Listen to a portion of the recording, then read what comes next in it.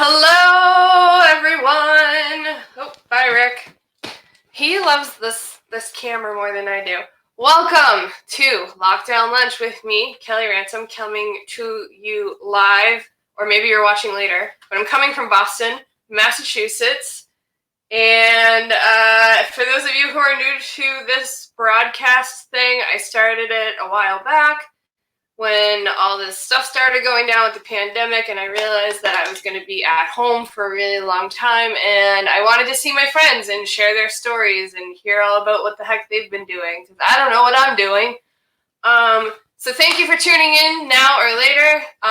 If you'd like to comment or ask questions during this, please do in the chat feed thing, and if it's appropriate, I will ask our lovely guest, who I would like to introduce right now. She is fabulous, Aine Duffy. Hi. Welcome. Thank you. How are you? I'm good. How are you? Chilling. She's coming to us from Walpole, and she is eating peanut butter and fluff sandwiches. And you're celebrating a big milestone today, aren't you? I am. I have 10 months sober today. Everyone, give it up. Yes, that is incredible. I'm so proud of you. And we'll talk more about sobriety in a little bit. But so Anya is an admissions coordinator for Spectrum Health Systems, and we're going to learn all about what the heck that means, because I don't know what it means. And she's an essential personnel. She has been working 6 days a week. She is on the front lines, a different type of front lines, but front lines nonetheless. So we'll talk all about that. But first things first, I don't know, Anya, please tell me what day it is. It's Friday. Okay, good. Friday. Thank you, Lord. And this is your only day off, right? For now, yeah. Oh, well, thank you for taking time to do this and hang out with me on Facebook Live with a bunch of strangers. I love strangers. So we have lots to talk about, but I like to ask everyone, how did the pandemic, the lockdown, the stay-at-home order, when everything started going down during this time, how did it go down for you personally? So I had started my job in February, and this started going down in like March. When it started, a lot of things were like looking up for me. Like I had the new job, like I had entered like a stable place. I was living in an apartment in Quincy. Relationship wise, things were going well. And then this happened. And for a second, I kind of worried about my job, because so I work in a detox, and I don't work like on the floor with the clients. I work in admissions. Like I book beds, I run insurance checks, all that. And I was like, I wonder if they're going to ask me to work from home. And at that point I was like torn, because I knew at the time that like the AA meetings were getting shut down. Like I knew that was coming for a couple of weeks. Like it hadn't happened yet, but I knew it was coming. And I was like, all right, I live in an apartment with two girls who aren't, it's not like they're not part of like my sober network. And I had moved out of sober living. So I was like, maybe I should move back to sober living, and like, whatever, if I have to work from home, it'll all be fine. But that didn't end up happening. So at the beginning, it just like, it didn't hit me, because I was still going to work every day. And I was like going to my apartment, coming home here and there. And then it kind of like blew up. And my parents both have underlying issues, and they were like, we need you to kind of come home and like, do the grocery store stuff, and like try and entertain your brother and XYZ, because my sister was still in college in Rhode Island. And so I started going home more. And that's when I recently I decided, okay, I'm going to move back home, because it's just, I like it better. I think for a long time I've been like blaming a lot of my life on like my home environment, which wasn't the case. It was just me. And so I'm home now, which is great. But it's when the meetings shut down and all that, like for a couple weeks, everyone was fine. And like, we introduced this whole Zoom thing and stuff like that. But it's just, for me, it's been so go. Like more hours. I was worried I was going to have to work from home. And it's actually like, now you're doing not just admissions, but you're working on the floor and you're taking care of other things in the building, because like there's people who have either tested positive at my job who can't come back or are Ugh. worried because they have underlying issues themselves. And so our staff got cut down, and Yeah. then, you know, and but like admissions was booming because people have nowhere to go. And, you know, a lot of people, even drug dealers, aren't, you know, necessarily going to put their life on the line because somebody wants to buy a bag of dope, you know? So Right. like, Right. we're checking into detox left and right. But it's just been a constant go. Other than that, like, but I'm grateful for it because it kept me in a routine. You know, if I didn't have my job, I would have literally no recovery in my life right now. And it's tough, but Yeah. not much changed for me in my daily routine. Like, I'm still up and going every day. The only thing that has changed is I've done a lot more sitting with self. Like, when I get home, it's not Mm, go, go, go. Like, I've learned to like take time to relax and like do things on my own rather than, that's really important. yeah. So how is AA online now? Are they doing? Yeah, so like a lot of home groups have set up Zoom meetings. So like there's an idea or whatever every week. And depending on what type of meeting it is, you know, they'll have a speaker for that week and then they'll open it up for a discussion. Mhm. Or if it's a commitment style meeting where it's just a bunch of speakers, boom, boom, boom, it goes on for an hour and you log off.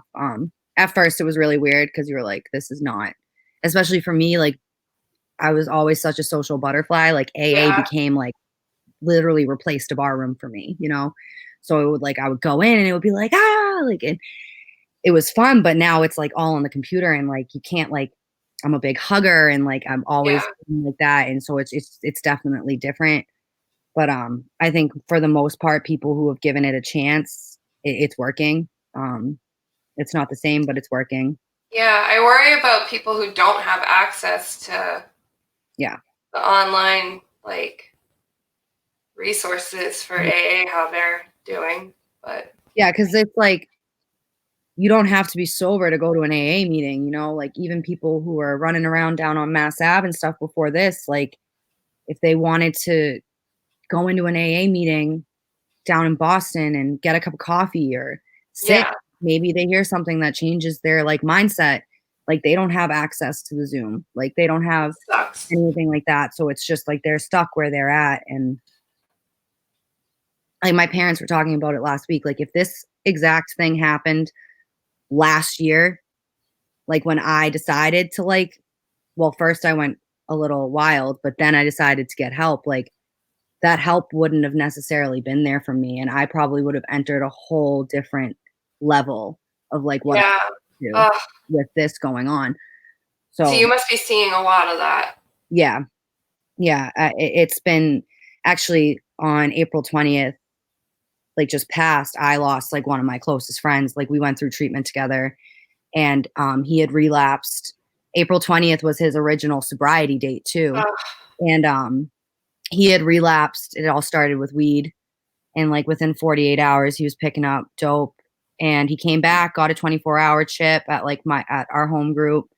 And then this all started. Our home group shut down the next week, and Ugh. he got a case of the F-its and he passed. And it sucks because a lot of the people that I went through treatment with, or that, you know, even people who've had like years clean, like Yeah. it's taking a toll on them. Yeah, it's incredibly someone who isn't even, I'm not an addict, I'm not in recovery. It's hard to not want, to spin out a little Yeah. with whatever your vice is right now. So I can only imagine. So you're an admissions coordinator, and I don't know what that is per se. So what is your like daily? What's your job look like? So like I go into work and I go into an office and, and like so I just I'm assuming you're wearing a mask and stuff. yeah, we wear a mask and then like I have first contact with anybody that enters the building. So like what went from them coming into my office and signing paperwork at my desk is now like me meeting them outside at a tent in like full PPE, like gloves, throwing out the pen when they're done with it, like giving them a mask and like going back into my office and like then that's it. But like basically what I do is if someone is, looking for a bed, they call a number and then like we take their information, look them up, look up their insurance, make sure that we accept their insurance. If we don't, like we call them and let them know places that do. And my facility works like solely with people with no insurance and Mass Health. So if you have insurance, like we're in network with New England Recovery Center out in Westboro, so like we'll refer them to there. But like our facility only takes like DPH beds or Mass Health beds. Okay. How many beds are you? So we have 16 detox beds, 15 CSS beds, and 30 residential treatment beds. So what's CSS? Sorry. Clinical stabilization. It's like a step after detox. It's a 14 to 28 day program. And like you're not like when you're in detox, like you're on a protocol, like you're watched constantly because you are high risk. CSS, it's like you're not receiving comfort meds anymore. There's a lot more groups, like you actually learn some stuff about recovery. And it's kind of like the setting for like to get somebody to think like, all right, maybe I need to go a little bit harder at this. And then like, residential treatment would be like a long-term 5 to 9 month program. Wow. With phases like, there's phase 1, you got no phone, no visitors, no nothing. Phase 2, phone back, less groups, go back, like you can go back to work, stuff like that. Oh, good. That's good. Like that's kind of what I did. I did like a 4-phase program. So at full capacity, we could have 60 clients and then we have some cots. So like if, like we can put up so like 2 to 3 cots on the detox floor, 2 on the CSS side. And, every day people come and go. It's not a Section 35 facility. So people are coming on their own will. So some people come for a couple days and they're like, I'm going to go home. And some of them stay. Is there a high homeless population coming through or? We do a lot of work with like Paths and like Champion Plan in Brockton. Like they're all like Boston Medical Center has like subsets in there that like deal with addiction and like the homeless population and like unless if somebody's presenting and wants to get help. So like they'll send people over. We're right across the street from South Shore Hospital. So a lot of times we get, referrals from there. Yeah. And so, yeah. So you check the people in and then they're on their way? Yeah, they go up to the floor. And I also recently started working on the floor a little bit. So I like that. I like what I do, but I like having more of like a connection with the clients. Yeah. It's just like it's helpful for me and also probably for them. A lot of the people I work with are in recovery, but there are a decent amount who aren't. And I think that I know like when I went through it, I connected more with people who had like a similar story or like knew what it was like to try and stay sober. Yeah, that makes total sense. Everybody's gone through stuff and like everybody has something to offer in a different way, shape, or form. But like it's easier for me to talk to somebody who's like, I want to leave right now and go use, and maybe like I get it, and right. Try and help them. Somebody who doesn't have that like phenomenon of craving that they call it, like doesn't necessarily get that. Right. But have you seen an increase in people since the COVID? Yeah, there has been. I mean, we did shut down like here and there, like we've, tried to keep up with like the guidelines of not running at full capacity all the time because of certain things that go on, or if something goes on in the building, like we might have to halt things for a little bit. But the calls, like they are coming day in, day out. There's slow days always, but more than not, like there's busy days. You said earlier before we went live yesterday was like the busiest day. Yeah, it was crazy. Somebody had actually, the night before had overdosed at our facility. And so somebody had gotten either a drop off or something that had drugs in it, and it got out on the floor. And like when that happens, like, we have to act accordingly. Like it's not a hotel for you to come and use at. Right. And so it sucks because you're watching these people who are struggling and they want help. But if you're coming into a facility to get help and you're bringing drugs with you, like, you're not ready for the help. And that's Yeah. that's the end all be all of it. And we can't put the people who are in there that want the help at risk because it's right in front of them. And it's only a matter of time before they Right. It's so hard.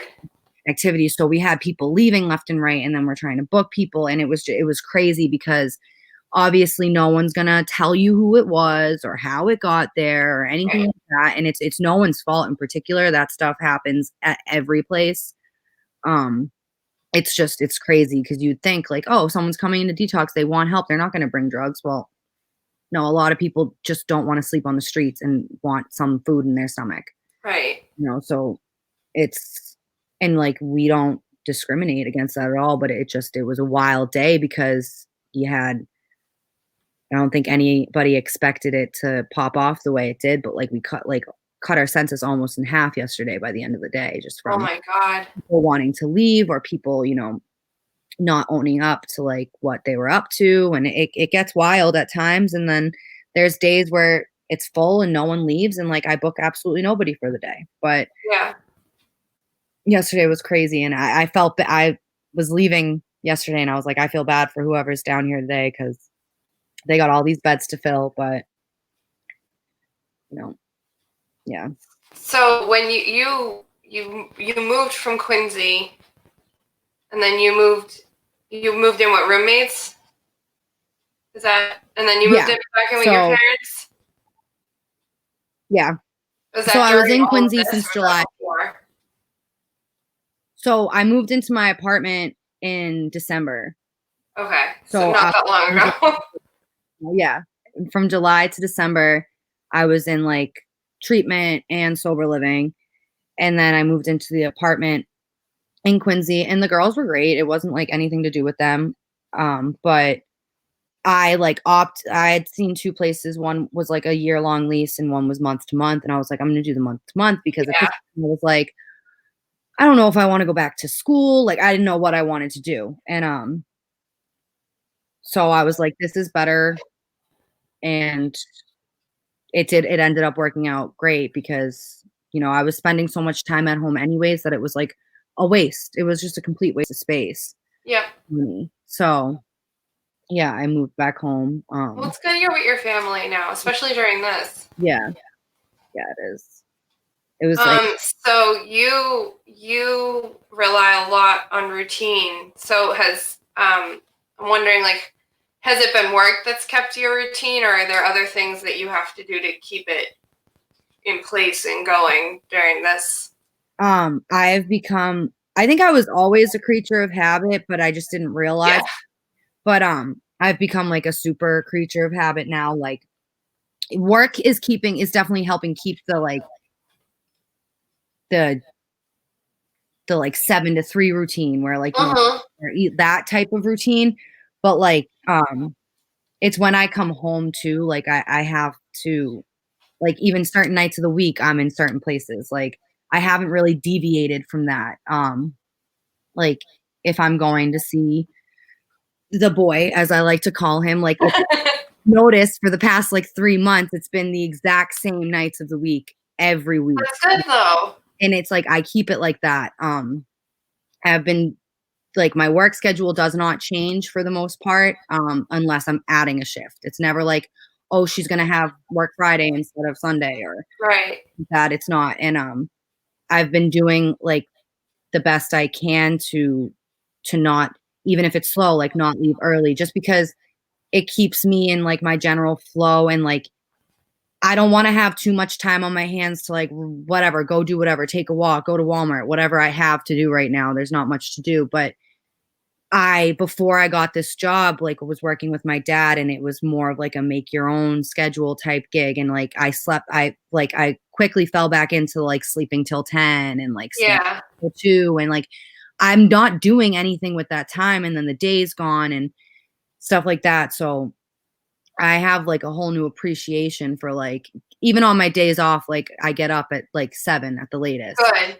And like, just keep it moving. Like, I went to Target today and got some new toiletries.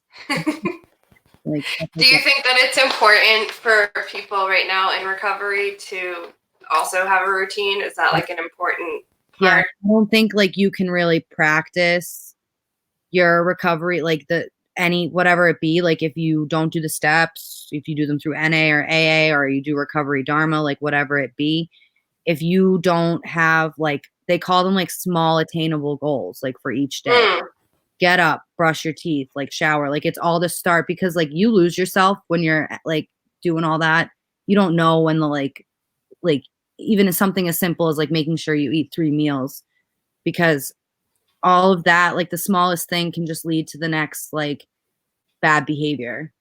And then that bad behavior becomes too much for you to like either get out of, and Right. then the anxiety sets in and the stress sets in, because like you're not getting anything that you need done, or you don't feel any purpose, which is most addicts that I've met, like that's why they do what they do. They don't feel like they're worthy of like anything better. Yeah. They don't feel like they have a purpose. They don't feel like they're important to anybody. And so like, why not get high? Why not get drunk? Like you're Right. no one's going to care. A lot of it's self-pity. Like you learn that when you write your big ass fourth step and learn about all your character defects. But like even like for me, like before I moved into the apartment, like I I had a routine at Sober Living. Like I had a chore every day, like little things that somebody else was telling Yeah. me to do. But like on top of that, like I had my thing, like I got up in the morning and I prayed and I meditated. And like those two things, like if I don't do those in the morning, like I'm not saying I'm gonna go drink if I don't do it, but like I feel it like in me. Like my whole Yeah. day, have a routine or not, past that point is gone to shit, because I didn't do the one thing that like sets the tone for the day. So even Right. if you've got like nothing to do, you still got to do like your little things, like your self-care things and stuff like that. Cause right now, like people in recovery, that's like literally all they have. Yeah. You can sign on to a Zoom meeting at any moment of the day, but it's still not your people. It's not your sober network or Right. you got sober. And like, they just like, I got to find time every day to like sit and just reflect and like be grateful, like make a gratitude list, or do like the 10th step inventory, they call it, whereas like you go through your day and how was I resentful, like do I need to make an amends to somebody, stuff like that. And like I think that's important for anyone right now, not even if they're in recovery. I was crazy because like when I was thinking about doing the steps, like when I went into rehab, I was like, I feel like everybody should do this. Yep. Just in general, whether because like I had a friend recently who was like, she was in a routine, like she works at a school in Waltham, and like she's not in recovery at all, but she was like freaking out and she was getting super stressed, and it was almost like she was like addicted to the anxiety. So I like sent her the Just for Today and was like, okay, remove the words like drugs and alcohol and just like replace it with like stress and anxiety. Yeah. And like so she did, and she was like, okay, like you just got to learn how to like let go of a lot of stuff. And the whole like all those little slogans that they say in AA, like they all like make sense to me now, because I'm like, it's legit life on life's terms. Like there's nothing you or I or anybody can do about what is going on in the world right now. There's Right. At all. Yeah. the only thing I can control is like my reaction to it. And if I decide to go back out and drink and do what I was doing to myself and to the people around me, I'm lucky if I get back to where I started. I'm lucky if I'm Yeah. in treatment, because at this point it's not a matter of getting back into treatment. Like there are plenty of times where I should have been in jail. There are plenty of times where I should have been dead. And that didn't happen. But that's not, And we don't want that to happen. like, they were all the time, like that's just a yet. Like, and like they used to tell me like my first month, like alcohol's not going anywhere. Like give this a shot. You don't like it, you can go drink. Like nobody was sitting there, like no one was sitting there being like, you need to do this, like blah, blah, blah. Like it was late. There was a lot of tough love at the place that I went to, and like it worked. Some people need tougher love than others. And I think I'm definitely one of them at that point. I needed to be cut off. I needed people to be done with my shit. And like it, because if they weren't, I don't think I would have just kept doing what I was doing. Because I hear it from so many people too who are like entering treatment now, or, you know, like want to get sober, though. I'm not hurting anybody else. I'm just hurting myself. And like that's not true at all. Like I've watched it now. I've had friends relapse, and like it hits differently when like you build such a strong relationship with somebody and like you've watched them for years, like, or even months, like be changed and like morph into like a different person, or like gain self-respect and stuff like that. And they let it all go, and it hurts. Like I didn't know what it was like to feel pain for somebody else's decisions, because I was so selfish and consumed in my own world that I really thought the only person that mattered, the only person that was getting hurt was me. And like that was a big wake up call when I was like, oh, I can understand now why certain people or certain places don't even want an Anya in their presence. You know what I mean? And because I've had to do it myself with certain people. No, it's frustrating on both sides. Like at the end of the day, when they're ready to like get help or whatever, like I'd always be there. But there's a difference between like helping somebody and enabling them. You're always going to be there to pick up the pieces for them, always going to be there to bail them out, always going to be there when they're sitting in another psych ward. They're never going to learn. No. So. And that's hard. It's hard to be on the other end of that, to learn that. Yeah. As the person not in recovery, it's a lot. So, if anyone's watching this now, what are, and they're in recovery, or they're thinking of going into recovery, what are some tips for that, or maintaining sobriety during all of this? Because it's really hard. Well, I guess like getting honest is probably the biggest thing you need to do. I went into this with like, you know, a lot of resentments, a lot of things that happened in my past that I didn't want to talk about, or that I didn't think the reason why I did anything. But getting honest, because there's so many like little behaviors that like even I've noticed in like other family members that I like. My cousin struggles with addiction and we're like best friends. But if I going through it, I like saw all of these little things that like even from the age of like 12, like taking back at my whole life, that was like, holy shit, like that was alarming behavior. And it like it really started for me with like lying and hiding and like sneaking around and like not being like like people who knew me before I ever like probably before I turned 16, like, because it all started with Adderall in high school with me. Like it wasn't alcohol that started this. It was Adderall. And like I screwed around with that stuff in high school too. And like I have a friend, Tori, who's like known me through all of this, who knew me before. And like people used to describe me as like loyal to a fault. And like it got to a point where like I was not that person anymore. Like, yeah, I would fight for you, or I would like whatever, but mainly I was chasing chaos. So it's like, okay, you're going to talk shit about my friend. Well, I'm going to like blow up your whole life because I think it's funny and I think it's cute to be a psycho bitch. Like, no, it's not. Yeah. Not cute. And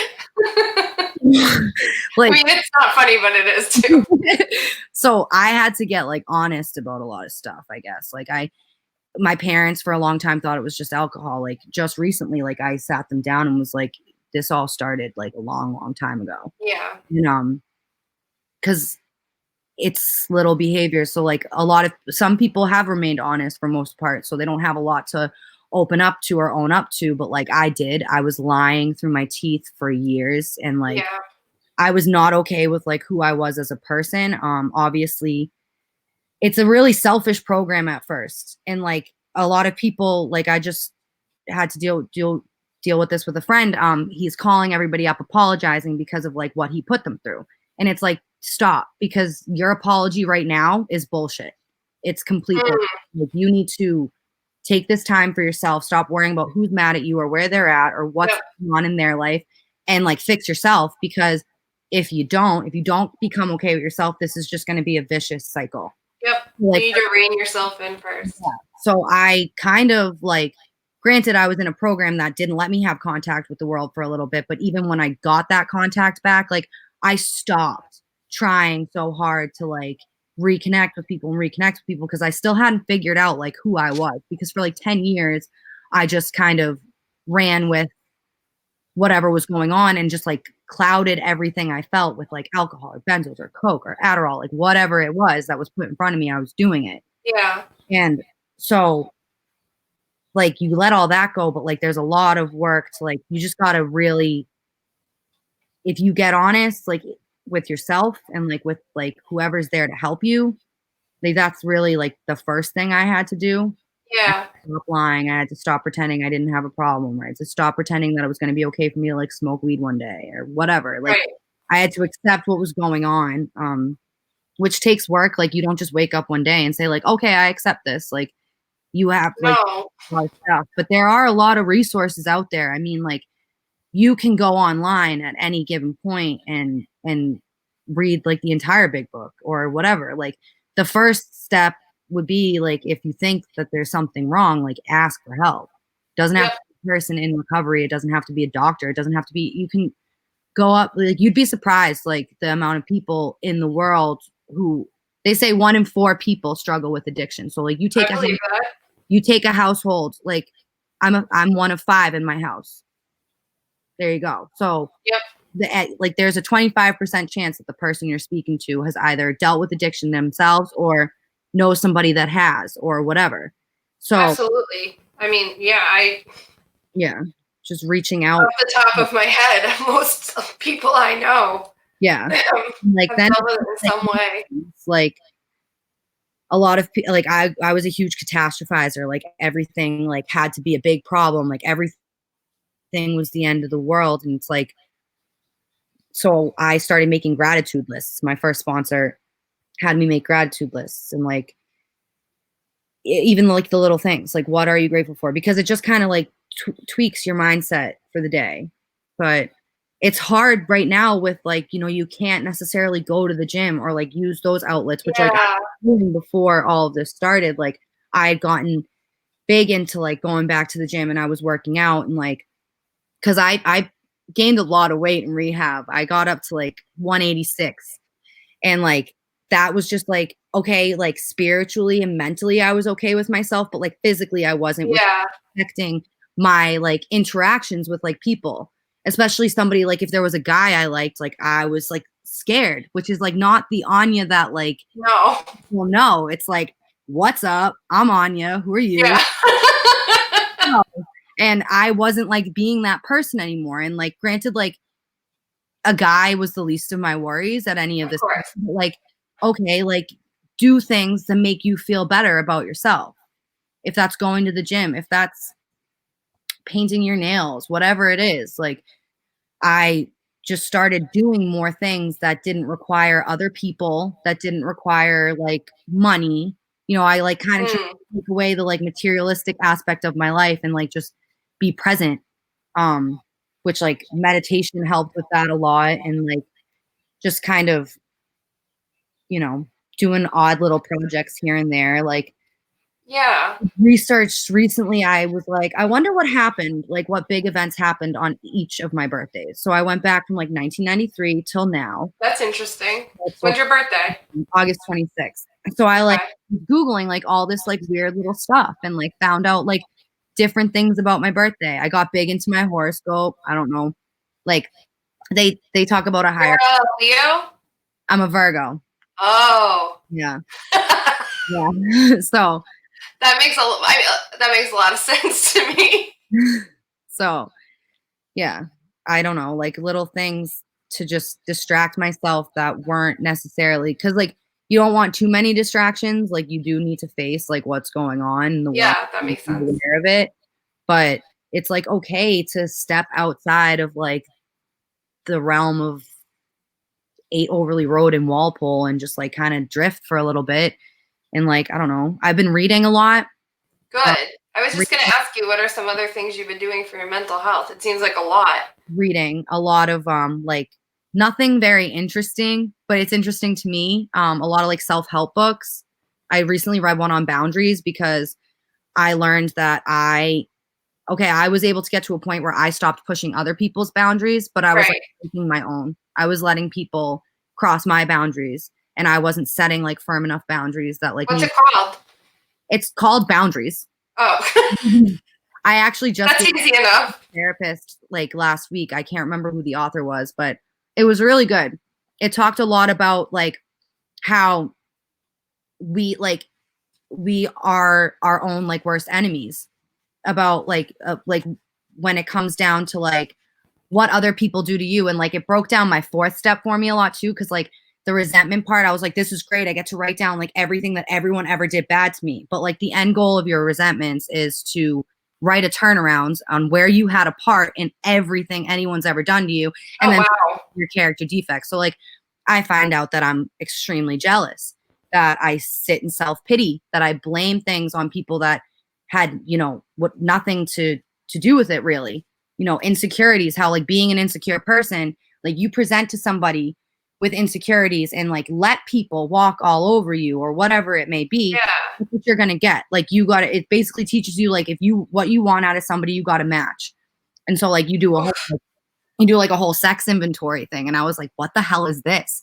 And it's basically where like you like list what your ideal partner in life would be like what are their characteristics and like stuff. And then like your sponsor looks at you and goes, so can you give that to somebody else? And if you say no, then you have no business looking for that in somebody else. So it's just a really slap in the face. You've learned a lot in 10 months that I haven't even learned in my life. I needed it bad, but it's been like very rewarding. You know, I've gotten a lot. I've found out a lot about myself, and like I've gained a lot of respect for myself. I had no respect for myself whatsoever. For anybody. And you know, little things that mattered to me before, like getting married and having the family and the like white picket fence and the good job, the 6 figures a year, like none of that shit matters to me anymore. Like it just doesn't. That's very freeing. So much more simple. Yeah, it's so much easier to get up in the morning and like I don't have some like lavish trip plan somewhere, some like big extravagant like thing that Anya wants to do today. Like it's just today and it's fine.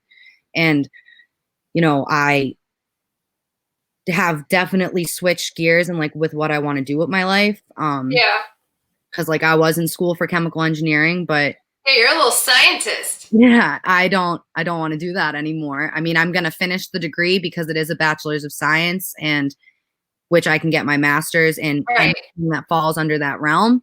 But like I plan on working like in recovery for the rest of my life. Like that's what I want to do. I want to like go to work every day, whatever the pay is, but like feel like I have a purpose. And like this is the first time I can say I have a job that like I literally go to every day with like a smile on my face. Aww. And like it's just and it's an all male facility, so like I don't have a lot to do with like helping them, or I can't really relate to them on a lot of levels. But like just I've met a lot of other like women, or I've like spoken on commitments at other detoxes, and like when somebody comes up to you and is like, I want to go to your program, or I want to go where you went, or I want what you have, like no matter what time you have, like it's one of the best feelings in the world. Like you can't put a price tag on it. Yeah. I think you're going to be amazing in this field. Thank you. Thanks. And I respect the hell out of you. Thank you. Do you have any other book recommendations before we give you the final word? I mean, I read all the Hunger Games again in rehab. But, that's always good. But there's like, is this book by Melody Beattie. It's like Codependent No More. And it like really like taught me what codependency was, because I think I had that all messed up. I didn't think it was a bad thing to be codependent. And it is. It's really not healthy. It's toxic. But it's like for when I read it, it just like it gave me like hope, kind of, that like I don't have to revolve my life around somebody else or like outside things, because like you can be codependent with work, you can be codependent with anything. It doesn't have to be another person. And so it was also a really good book. Like, it wasn't just like informational and like weird. Like, it was good. Like, you wanted to pick it back up and like keep reading it. It was that good. Those are great That's a great recommendation. Other than those that, are the books that I'm really into, like, reading right now. mm-hmm. Like, Yeah. I'm not reading, I'm listening to books, but I just started the Body Keeps Score. Have you heard of that one? No. It's educational, Mm-hmm. but it's about how post-traumatic stress disorder is like it's in your muscles, it's in your tissue, it's not just your like memories. Mm-hmm. It's really interesting. Oh, it's crazy, like how your mental health like can literally dictate your physical health. Yeah, I had no idea, honestly. It's kind of scary because I'm always like, oh, this hurts. Why does this hurt? Like, and it's, sometimes a manifestation of like my anxiety and my, PTSD. It's wild. Well, the time has come, Anya. For those of you who are tuning in for the first time and don't know, at the end of every broadcast, I give the guest the opportunity to have the final word. So I shut the hell up. I put on some cute-ass sunglasses. And it's the guest's opportunity to be inspirational, share resources, shout people out, say whatever the hell they want, vent, anything. And I just sit back and keep quiet until they are finished. So, Anya, it is your turn. And the floor. These are the ones I was going to wear tonight? No, hold on. I got a different pair. There we go. Anya, the floor is yours. Okay. Well, first of all, shout outs to Sarah, Tess, and Kareem. All commenting here, and it's awesome to see that. I don't really have anything to vent about for once, which is nice. But I do just want to say that if there is anybody that, needs somebody to vent to, I'm always here. I actually answer my phone and stuff. But I read something the other day and it like it stuck with me. There was two of them. They were just like weird little quotes. And one of them was, happiness is like a butterfly. If you chase it, it's going to fly away from you. But if you sit calmly and peacefully with like where you're at, it'll land on your shoulder and stay there. So there's that one. And then there's one about forgiveness. And it said that forgiveness is giving up all hope of a better past. And like, that's pretty cool because I try not to think too much into the future. I definitely try and stay present. But like, one thing I think everybody can like agree with is it's hard to forget like the past. It's hard to forget what has happened to us or whatever. But if you can like look at it like that, for me, I was like, okay, I can't change it. So instead of, carrying around like a lot, like the burden of, being upset or having opinions that aren't mine to have, I like let go of it because it's gone. But I read those the other day and I just thought that they were cool. And so I just threw them out there, little salts. But other than that, thanks for having me, Kelly. This was great. Of course. This was awesome. I feel like I've done something productive with my day off, which is You cool. have. You've been on fake TV with me.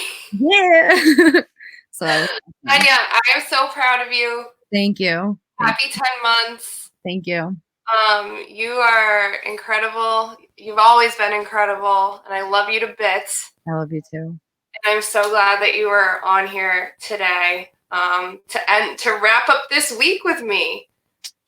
Everyone, there's only 3 episodes of this broadcast left that I have scheduled. I'm calling it season 1. I don't know what I'm doing yet for if I'm going to continue or not, but I'm going to take a break. And next Wednesday will be my last show for a while. But if you feel very strongly that you want this thing to continue in some fashion, let me know, because otherwise I won't do it. Everyone who was watching today or watching later, thank you so much for liking, sharing, commenting, all that stupid stuff that I hate saying, but it actually really does mean a lot to me and typically to the person that is a guest on the show. I want Anya, thank you so much again. Thank you. You are amazing. Next week, tune in for Matt McKee, Glenn Williams, and the season finale with Lauren Bunny Murphy. That'll be really fun and ridiculous, I promise you. In the meantime, please have a great weekend. Stay home, stay safe, stay healthy, wear a mask, wear gloves, do whatever you need to do to stay safe for yourself and your family. And listen to what Anya said, because she said a lot of great, amazing things. And take some time for yourself today. Have a good weekend, guys. I'll see you next week. Bye.